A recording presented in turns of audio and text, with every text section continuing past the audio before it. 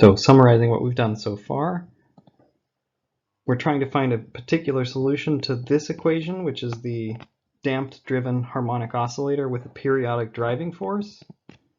We complexified it to here to replace that cosine with an exponential, and then we were able to solve that pretty easily by plugging in a guess with an exponential. We got the coefficient out in front, a, is equal to this constant, which is a complex constant, since there's an I sitting in there. And then to get my particular solution for x, I have to take the real part. One way to make that easier is to write my complex constant as something which has a magnitude and a phase. And then the magnitude is real, so then taking the real part of this e to the I is easy because I can use Euler's theorem. So finally we're almost there. We have xp of t, my particular solution, is equal to a cosine omega dt minus delta. And all I have to do is figure out what is a and what is delta, what is the magnitude and what is the phase. So I have to write this formula here. That's the value of a. I have to write it in polar coordinates with a magnitude and a phase. Okay, so that's easy enough. The modulus squared is a times a star. So let's just multiply the complex conjugate. So there it is. I just took the I to minus I. And the numerator is just f0 squared over m squared. The denominator is a little more complicated, but it's not too hard. It's a plus ib times a minus ib. So I have to take the real part squared, which is this thing squared, plus this thing squared. Gives me the denominator, right? So we're going to get here equals f0 over m squared. And then I've got the real part squared plus the imaginary part squared. So the real part squared is omega 0 squared minus omega d squared, squaring the real part, plus the imaginary part squared, which is gamma omega d squared, just like that. That's a squared. And so then to get a, I just take the square root. Okay, this formula is the amplitude of my particular solution.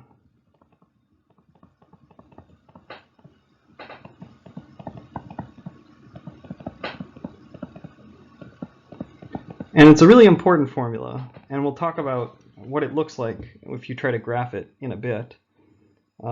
That's basically going to tell us how big the mass is going to oscillate if I drive it with some force F0 at some frequency omega d. And you can see the amplitude at which it oscillates is going to change depending on the amplitude of your oscillation and the frequency of your oscillation. So you might get bigger oscillations resulting depending on what your driving frequency is. And this formula tells you exactly how big those oscillations are going to be. Okay, to finish it up, we have to determine what the phase of the number a is. And remember, we said that the phase of the number a was defined to be minus delta. That's just a definition that is the convention that's usually used to put a minus there. So for any complex number, the tangent of the phase theta is the imaginary part over the real part.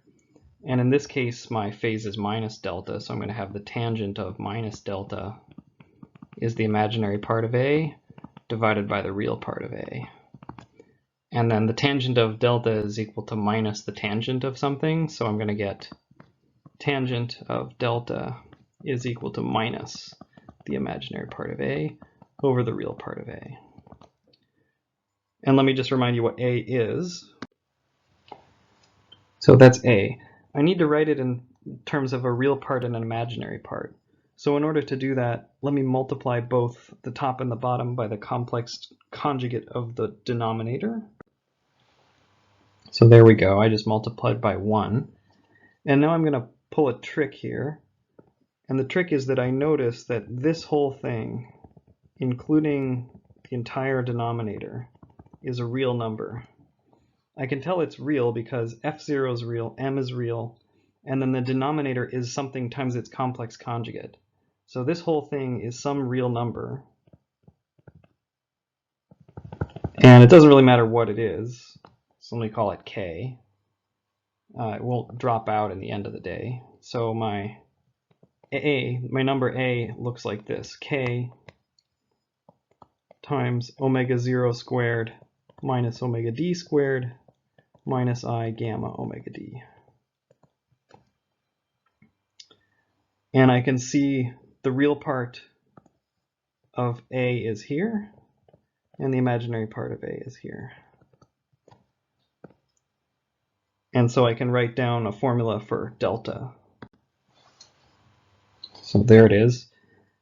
And, oops, sorry, there should not be an I here. The imaginary part does not include the I. Okay. And, okay, the k's cancel, the minuses cancel, and so I get delta is equal to the inverse tangent of gamma omega d over omega 0 squared minus omega d squared. Okay, so we know the magnitude of A, and we know the phase of A.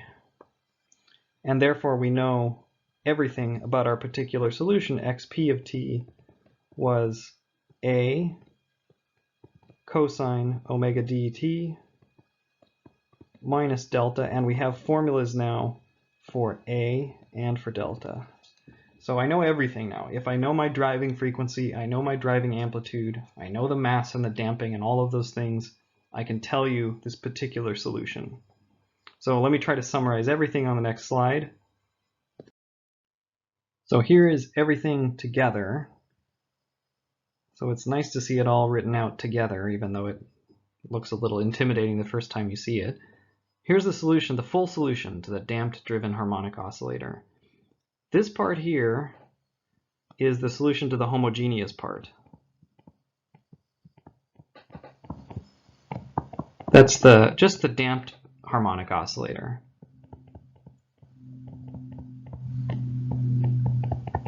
Damped simple harmonic oscillator. So that's stuff that we did in previous lectures. Okay? The C1 and the C2 are arbitrary constants, which you get by applying some initial conditions. What we just worked out was this piece, so this is the particular solution.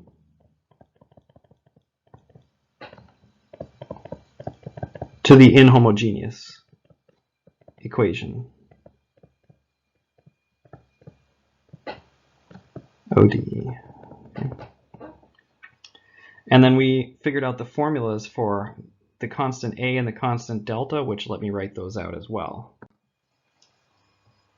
So there it is in all its glory, the entire solution to the damped simple harmonic oscillator. Damped driven simple harmonic oscillator. Okay, now we have to think about what this means, because it's quite a lot to chew on. Here's something important to notice. If you let time go on for a long time, this piece, the homogeneous piece, will die out. So this piece, maybe I should do it in the same color. This piece dies out as time goes on because of the damping. Remember that this is the damped piece, so it dies out after a while. If there's oscillations, those oscillations die out. And so we call this transient. That's just a name for it. Transient means it's going to be there for a while, but then it's going to go away. This is the piece, this particular solution, which we just worked out, is what we call the steady state. That piece can stay as long as we keep driving the system. So that piece is, if I wait long enough, the system is just going to do this cosine, this oscillation here, with this amplitude A, this frequency omega d, and this phase delta. So that's the thing that the system will eventually start doing after a while, is this piece. Okay, so we have all the math now, and when I start showing you what's going on with the system, let's try to visualize it, see if you can put pictures with these equations. So this first piece is going to be something complicated. The homogeneous piece is going to be something complicated at the start, which is going to eventually go away. And then this next piece, this this steady state, is what the system will do. It'll just oscillate at some frequency and some amplitude given by these formulas here. So this amplitude and this phase, and the frequency is omega d. So after a while, I can ignore this homogeneous piece, and I will just get an oscillation, and the amplitude and the frequency and the phase of the oscillation are given by this formula.